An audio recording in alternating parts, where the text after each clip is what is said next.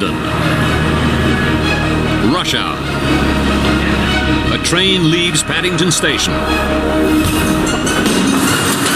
Another train approaches. The train was incredibly busy.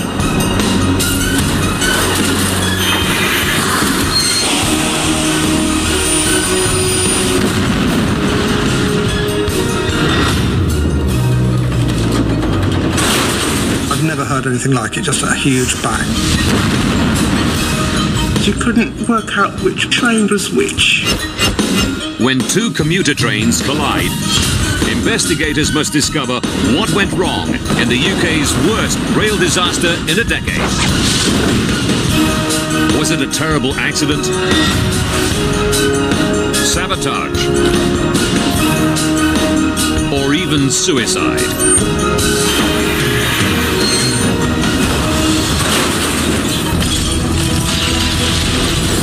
Disasters don't just happen. They're a chain of critical events. Unravel the clues and count down those final seconds from disaster.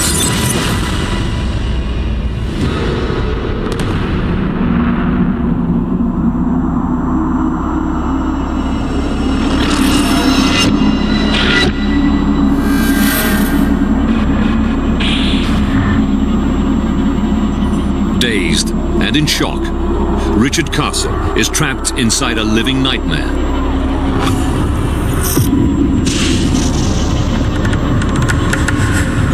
There were bits of rock and stone all around me.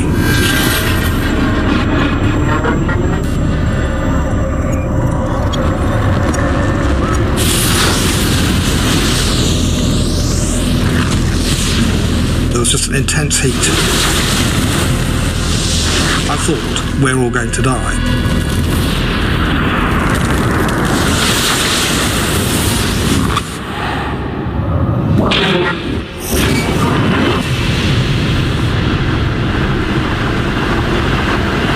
October 5th, 1999. 7:30 a.m. A regular commuter train.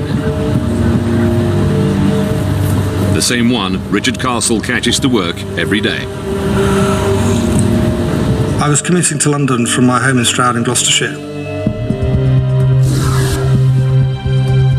I did what us commuters all do. We get the newspaper out, drink the cup of tea, look at all the people getting on, getting off, not talking to any of them, of course. Jonathan Duckworth isn't usually on this train. That morning I caught an earlier train than normal because the previous time the train was late. It was one of those train journeys that you remember because the countryside looked beautiful. In the diesel-powered high-speed train's control cab is driver Brian Cooper. He's worked on the railways for more than 30 years. He's carrying 421 passengers in 8 carriages. They're cruising between Stroud and London, 140 kilometres away.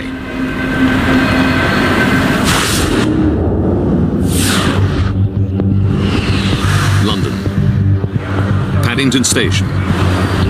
The morning rush hour is underway. Recently qualified driver Michael Hodder is preparing to take his 3-carriage diesel Thames turbo train out of London to Bedwyn in Wiltshire. He'll be carrying 147 passengers.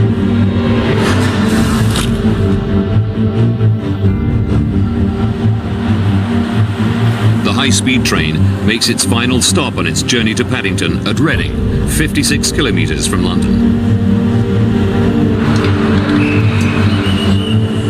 Commuter Simon Benham just manages to make it on. The train was incredibly busy, no seats, so I stood up by the door, reading the morning paper, looking out the window. 8:06 a.m. At Paddington, the Thames turbo receives the signal to depart.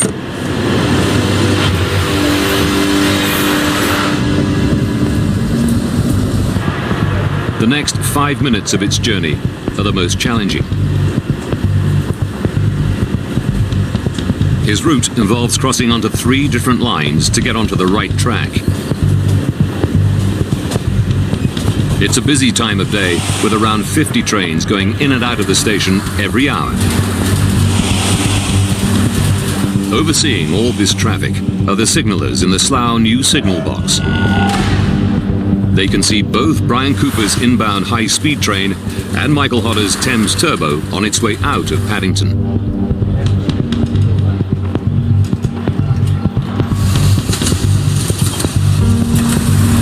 The high-speed train is just 5 minutes from Paddington, travelling at more than 120 kilometres per hour.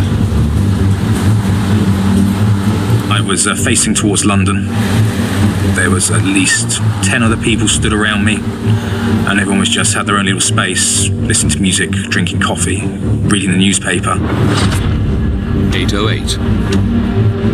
The outbound Thames Turbo train is nearly 2 kilometres into its journey. It's already crossed one track and is about to cross onto another. The high-speed train is now just 4 kilometres from Paddington. Everybody stands up and they put their stuff away in their briefcases and they get their umbrellas out. And as is usual at that time, people used to walk up the train to the front. And I saw a man coming down, and just for some reason our eyes met and we both smiled. Michael Hodder accelerates to 65 kilometres per hour.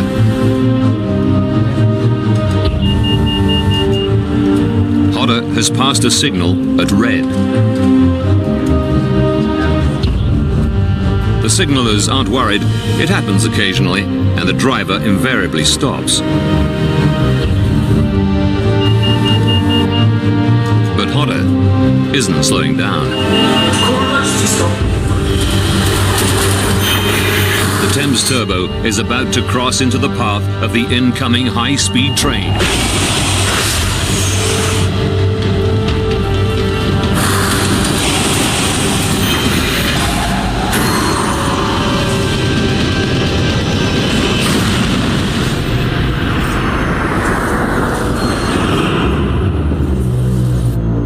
They collide at a combined speed of over 200 kilometers per hour.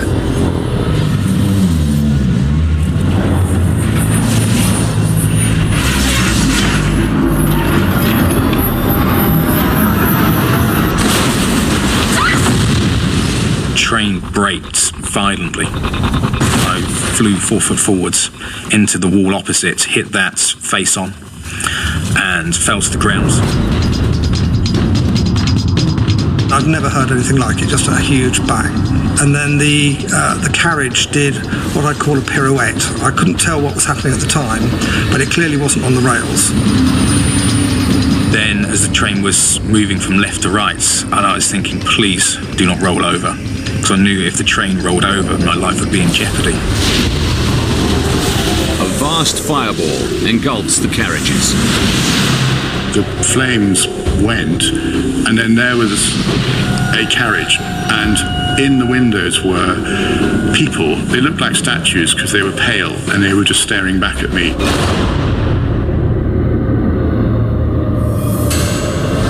In the front carriage of the high-speed train, Richard Castle finds himself surrounded by chaos.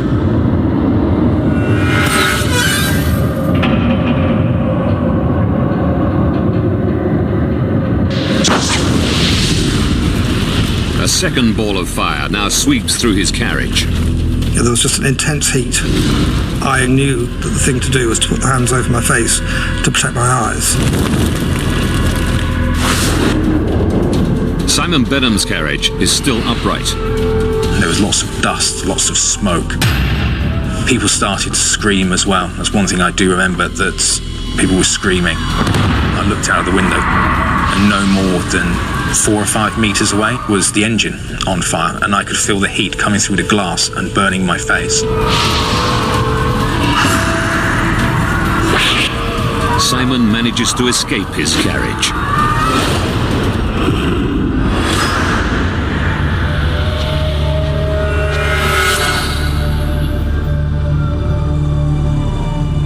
Looking around, seeing the train off the tracks completely on its side, it sort of hit home then that this is, a major major disaster.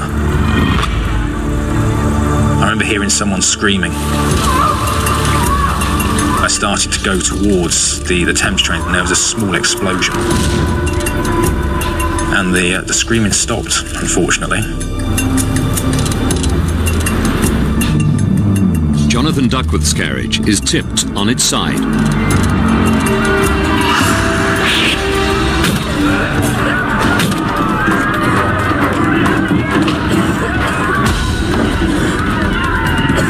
We could hear people saying, we're stuck, we're trapped in here. And Richard Castle is also still trapped inside the high-speed train. He's badly burnt and in terrible pain. The carriage was full of smoke, and I really couldn't see a thing. The other end of his carriage is alight, and the fire is spreading right towards him.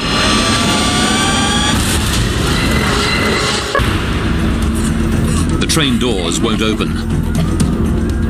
It's a struggle to escape. The two men that were bashing through the door got through, and actually a bit of fresh air came through, a bit more light, and there was a cheer went up. And then gradually people started evacuating from the end of the carriage. I'd found my bag and I'd found my jacket, and ironically they were important things when your life's been turned upside down.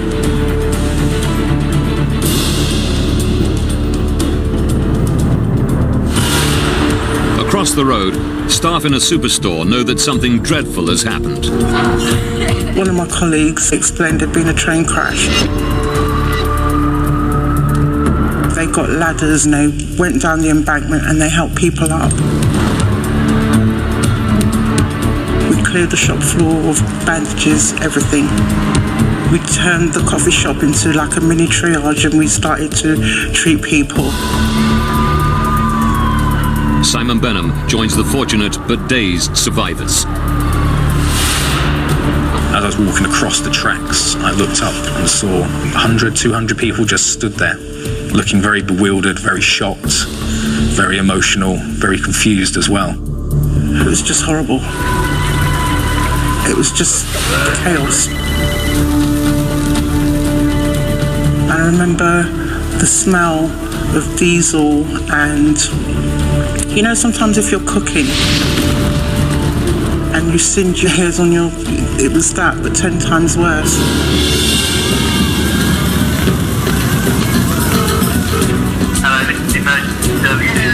Calls come in to the emergency services. Our initial call to the actual incident was garages alight. But as soon as we pulled out the station, it became very obvious that we had something a little bit more than garages alight. The vast scale of the accident is only apparent as Julian and his team get closer. We were met by about 300 survivors of various levels of distress. And for me specifically, it was about trying to bring some order to what was chaos. Inside the high-speed train, fire is creeping towards Richard Castle, and he can't find a way out.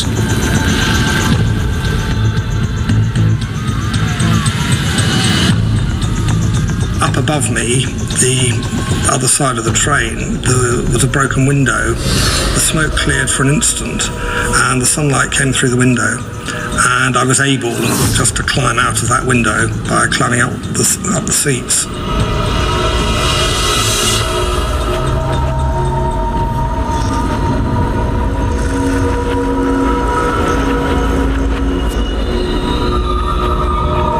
Richard Castle is one of the lucky ones.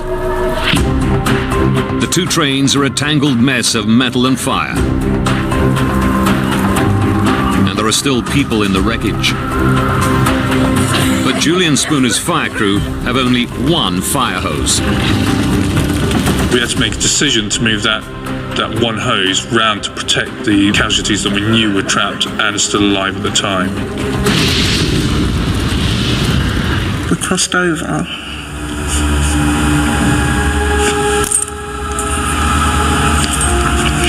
The two trains, you couldn't work out which was which. Ingrid Allen-Lynn and her colleagues do their best to help the injured. I remember one elderly gentleman, he had a head injury, and there was another gentleman, he must have been sitting behind the engine because he was completely drenched in diesel.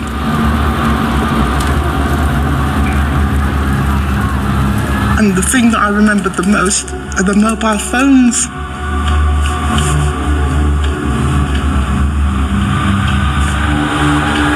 The mobile phones that were still going off.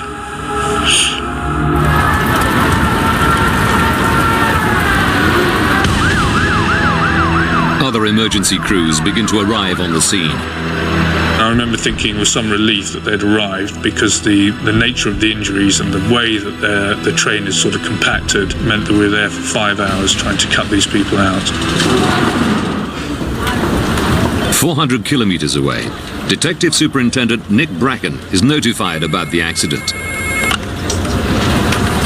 I received a phone call that the Chief Constable had appointed me to be the Senior Investigating Officer in charge of the investigation. Bracken arrives at the crash site 4 hours after the impact. 31 people are dead and more than 400 injured.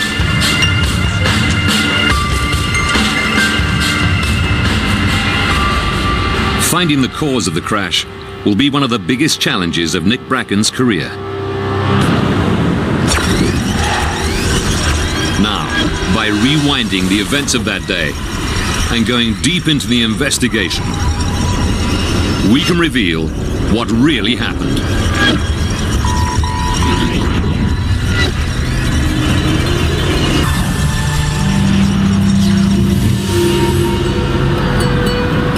Quite clearly, in any disaster of this kind, it becomes a very big jigsaw because we've got to put it back together.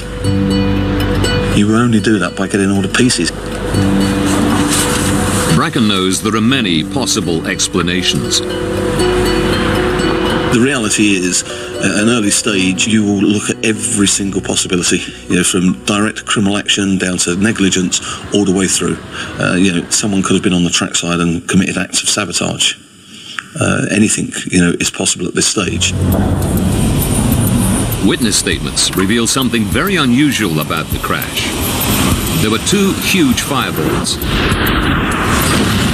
One that engulfed the trains on impact, and a second fireball that tore through Richard Castle's carriage of the high-speed train moments later.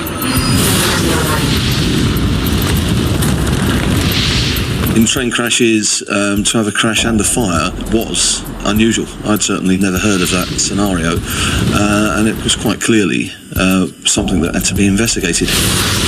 Were the fireballs a result of the crash? Or had they caused it? Detectives scour the area around the accident scene for clues and witnesses. They find a security camera in the superstore parking lot that is facing the rail tracks. What they see is significant.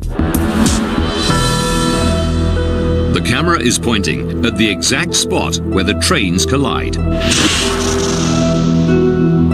We knew that the fire had been instantaneous, so we got that from the security video, and we had to find out how this happened. Nick Bracken brings in specialist help to shed light on the cause of the first fireball. Amongst the country's leaders in accident research are the Health and Safety Executive. Assigned to the crash is fire investigator Phil Hayes. There are fires occasionally on the railways. In this case, the fire was far more extensive than people had experienced before. It's crucial to determine what could have caused such an inferno. The investigation had to look for a number of things. They had to look for the source of ignition, and then they had to look at how the fire had propagated through the vehicles. Examining the CCTV footage of the first fireball, the investigators find vital clues.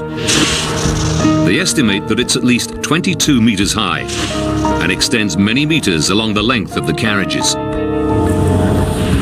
Between them, the two trains are carrying nearly 5,000 litres of diesel in several large tanks. But unlike gasoline, liquid diesel is very hard to ignite.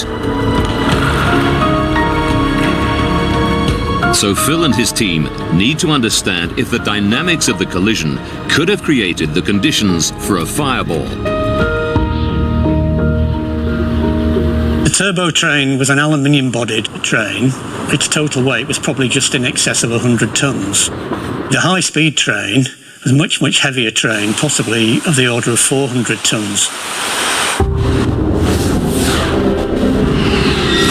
When the two hit, the lighter Thames turbo sustains most of the damage. Its foremost carriage is pulverized and the roof sheared off. The fuel tank on the leading power car of the turbo failed due to the front of that vehicle being driven backwards right at the very start of the crash.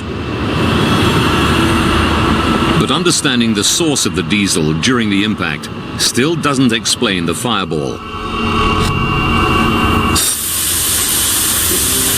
Phil knows that liquid diesel is difficult to ignite. But diesel in the form of a vapor is a different story.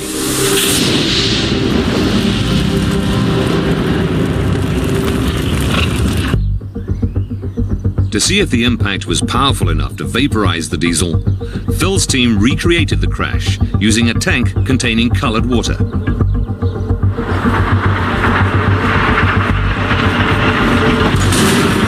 Which was instantly vaporized. As the front of the power car was driven backwards, it would have impacted the fuel tank. The fuel tank would have been compressed and the fuel would have been released under pressure. And that's what we think produced the diesel cloud. To ignite the diesel cloud, you need a spark. Electric trains powered by overhead cables also use these tracks. The 25 kilovolt overhead line was damaged during the crash, and therefore there would have been discharges from the overhead electrics. So Phil and his team filled the test tank with diesel and added overhead sparks to simulate damaged electrical cables above the crash.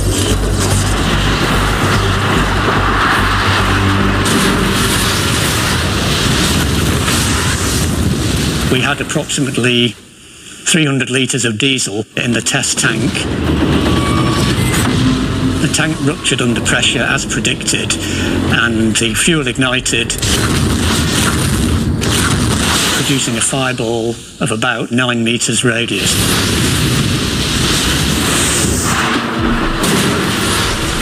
But a mystery remains.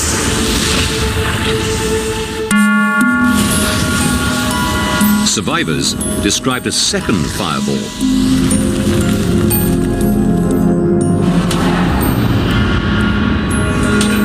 Phil and his team have to go back to a map of the wreckage that they plotted when they first got to the accident scene.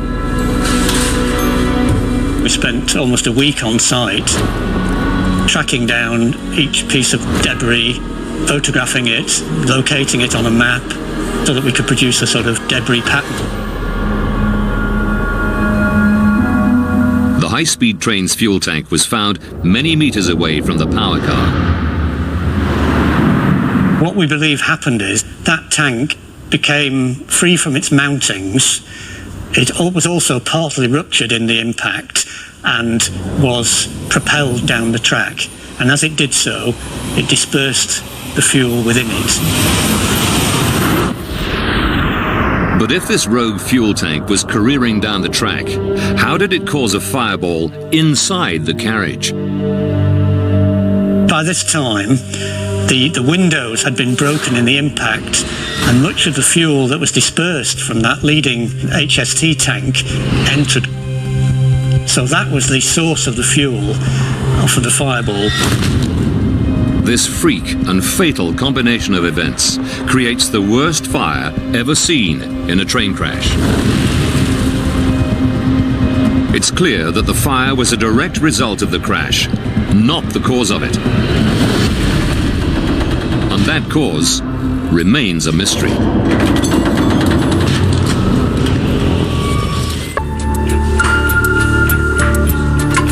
Investigator Nick Bracken knows that it was the Thames Turbo that had crossed into the path of the high-speed train.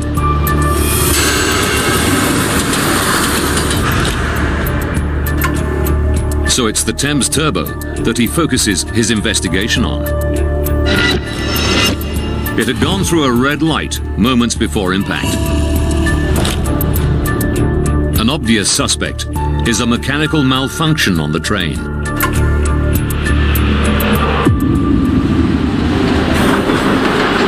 The Thames Turbo is fitted with an automatic warning system, which is designed to prevent a driver from passing a signal at red.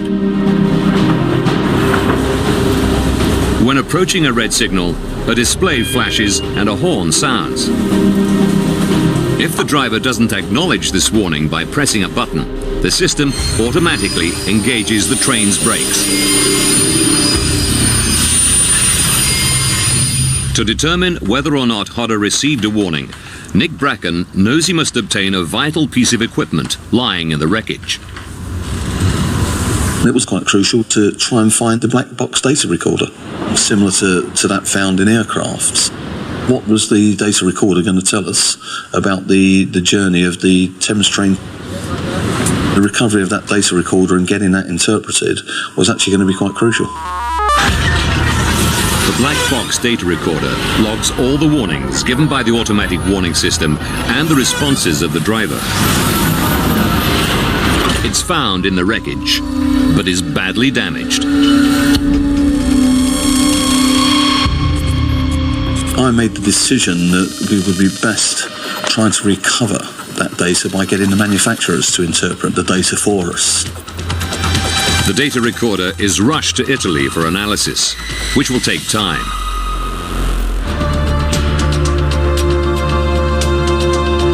Nick Bracken turns his attention to the brakes on the Thames Turbo.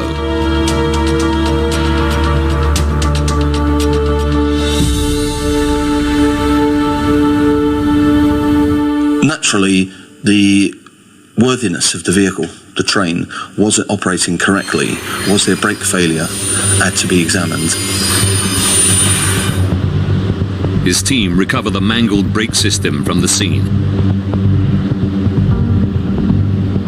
The team that did the reconstruction come to the conclusion that it had been maintained properly and was working properly. There was no mechanical failure. They find Michael Hodder had engaged the brakes, and they had worked, but it was too late. He must have applied them only at the last moment when he saw the oncoming high-speed train.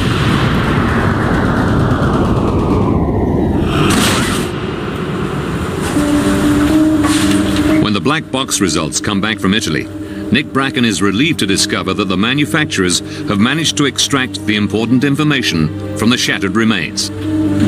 It reveals that Hodder's automatic warning system was working perfectly and confirms that he had braked.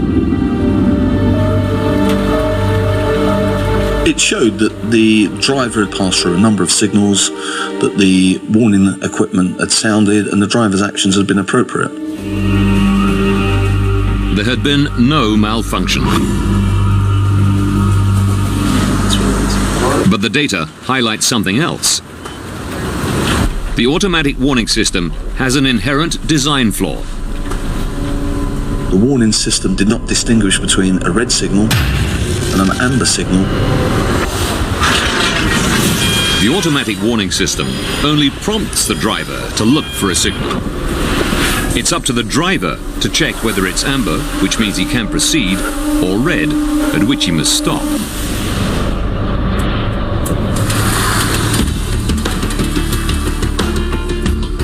The data recorder's results show there is nothing unusual about Michael Hodder's journey. Until he reaches signal SN 109.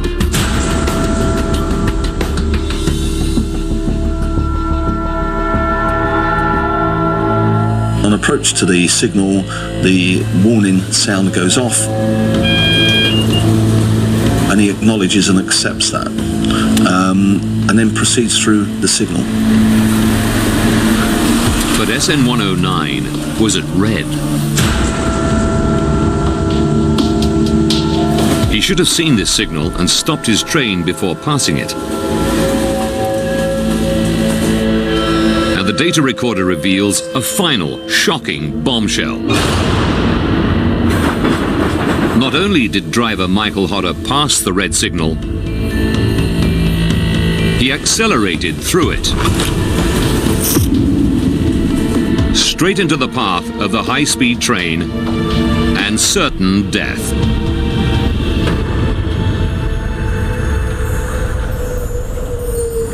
Quite clearly something had gone wrong. Whether it was an intentional act or whether it was accidental, it was my duty to find out. Had the driver accidentally passed this signal at danger? Had he deliberately passed it? Has the driver committed suicide and murdered 30 people?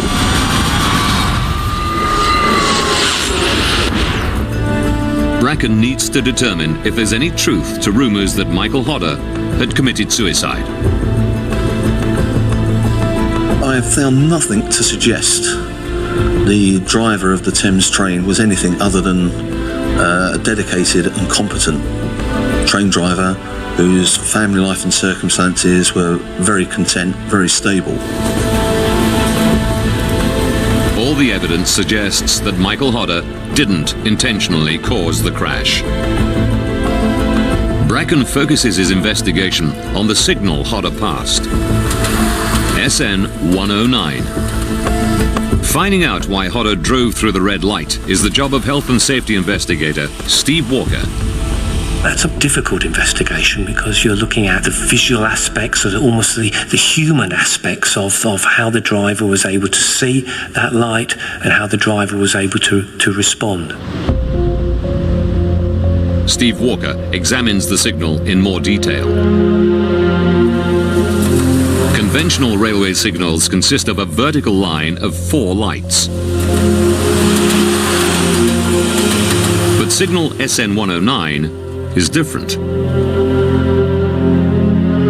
The signal was in a shape of a reverse L with red light on the end of the L, which is very strange. You know, it's a non-standard configuration of the signalling on the UK railway network. Signals direct the hundreds of trains on the network to keep them moving safely. It's vital that the drivers understand what's required of them as soon as they see the signal. The problem with the reverse L signal was that at times you didn't see the whole of the signal in your line of sight. You may only see 1 or 2 of the lights. And Steve Walker also studies the route that Michael Hodder took. Coming out of Paddington Station, there's about 9 lines.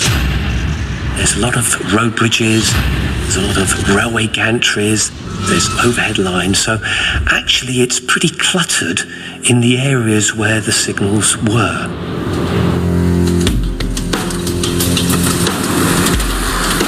The position of SN 109, soon after a bridge and on a crowded overhead gantry, combined with its non-standard shape, makes it a difficult signal for a driver to see clearly. We've concluded that signal SN 109 presented a very difficult signal sighting challenge for the driver. But Hodder didn't realize he had made a mistake. Instead, it's likely he thought the signal was amber, meaning safe to proceed, and so accelerated through it. It still doesn't answer how Hodder could think a red signal was amber. There is a phenomenon known among drivers as a phantom signal. There's always a potential for the sun sort of glinting onto the front of the lights in the signals and masking them or creating a phantom signal. Steve Walker decides to send a test train along the route at exactly the same time of day as the Thames Turbo passed signal SN 109. And he finds that there is sunlight reflecting off the signal lens. So it made it a little bit sort of weaker than you would expect. The day of the crash was a perfect autumn morning. The sun was low in the sky behind the Thames Turbo. It was shining onto the signal, which was partially obscured by the road bridge and cables. The evidence suggests that Hodder thought it was amber rather than red. Amber would have meant he was clear to go on, which is why he accelerated through it.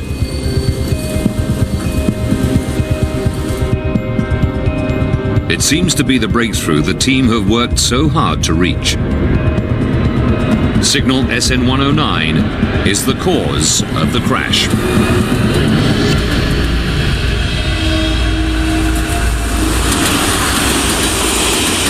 But the investigation isn't over. We had 3 crucial crime scenes. The scene itself where the crash has taken place, the signals that had been passed, but also the signal box at Slough.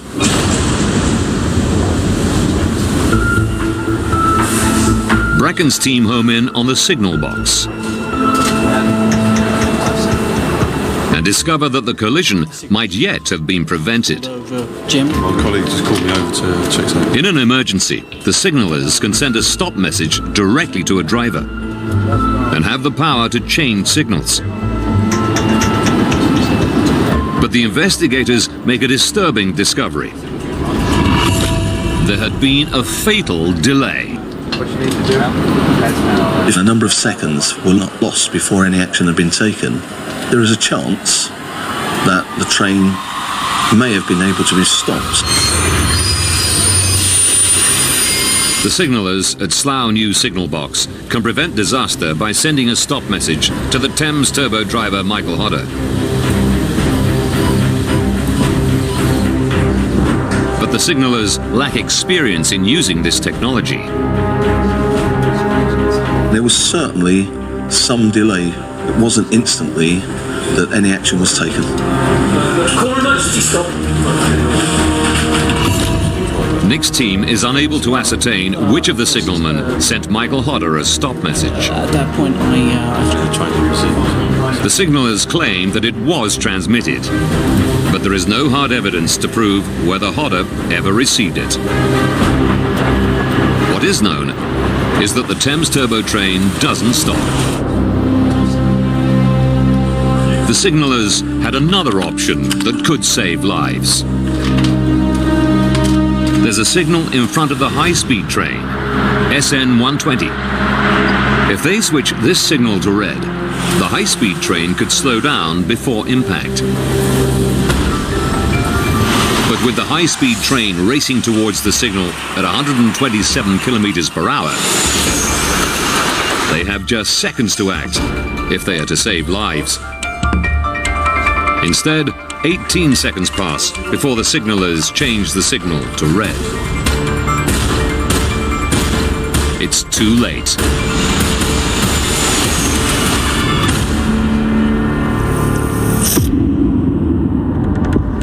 The opportunity of diverting the signal to red for the train coming into Paddington had been lost.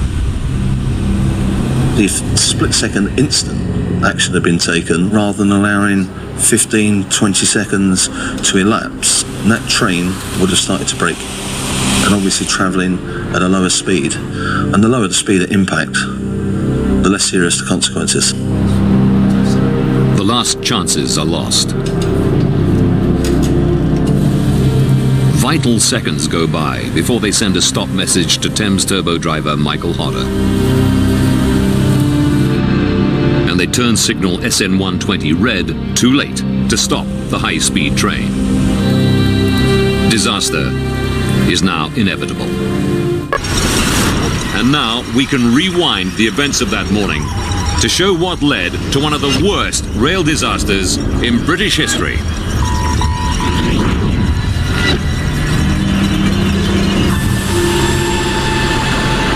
October the 5th, 1999. 9 minutes from disaster. A high-speed train carrying 422 people travels at 127 kilometers per hour from the west of England towards London's Paddington station. 3 minutes from disaster. A Thames Turbo train departs the platform at Paddington. 45 seconds from disaster. Thames Turbo driver Michael Hodder is alerted by his automatic warning system of an approaching signal, SN 109. He knows from the horn that the signal could either be amber or red. He acknowledges it by pressing the button.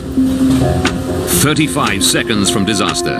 The signal is obscured and the low morning sun is probably reflecting off it. Hodder must not have seen that it's red for danger, but instead thinks that it's amber and accelerates past it. Jim, come on, this. The signallers wait to see if Michael Hodder will realise his mistake and brake. The signallers send a message to the Thames Turbo telling Michael Hodder to stop. But it's not known if he ever receives this message. The Thames Turbo train is now on a collision course with the high-speed train. 10 seconds from disaster. The signallers turn another signal red in a desperate bid to slow the high-speed train. But there's no time for it to stop. 3 seconds from disaster. Driver Michael Hodder sees the approaching high-speed train and engages his brakes, but it's too late.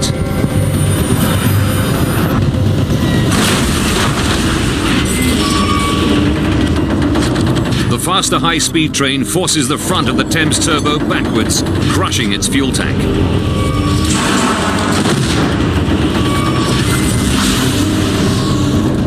This vaporizes the diesel inside and creates a huge cloud of fuel. The cloud is probably ignited by a spark from damaged overhead cables, creating a gigantic fireball. As carriages derail, a fuel tank breaks free from the high-speed train, flies down the track, and fires a second cloud of burning diesel through a broken window in the front carriage.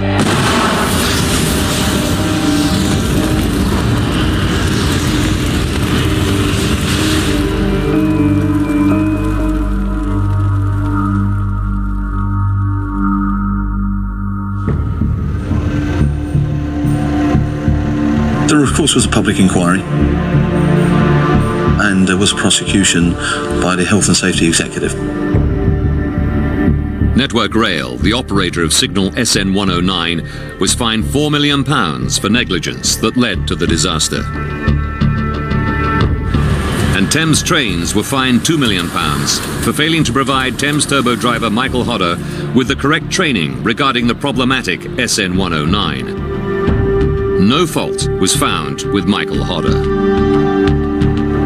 My own belief is he genuinely made an error, and because of the same sounding that you get for an amber signal as you get for a red signal, he genuinely made a mistake. There was a low sun on that October morning. I am firmly of the belief that that driver went through that signal in the belief it was amber. Network Rail did eventually change signal SN 109, and it's now far easier for drivers to see. And the Paddington rail disaster leaves another legacy, which means today this accident couldn't happen. Trains on this route are now fitted with an automatic stopping system that should take driver error out of the equation. Now, if a driver passes a red light, the train automatically stops, whether he acknowledges the warning signal or not. But the morning commute that turned into tragedy continues to live with those who were there on that fateful day. You have these feelings of enormous guilt, you know. You want to apologise for surviving. Why is it me that walked away and not dying? The man that I smiled at as he was walking down to the front of the coach, he died. So very, very sad. People ask me about this sort of the sunlight coming through the window and was there a spiritual dimension to it? I can't answer that one. But I do know that if that sunlight hadn't come through the smoke, I don't think I would have ever got out of the carriage.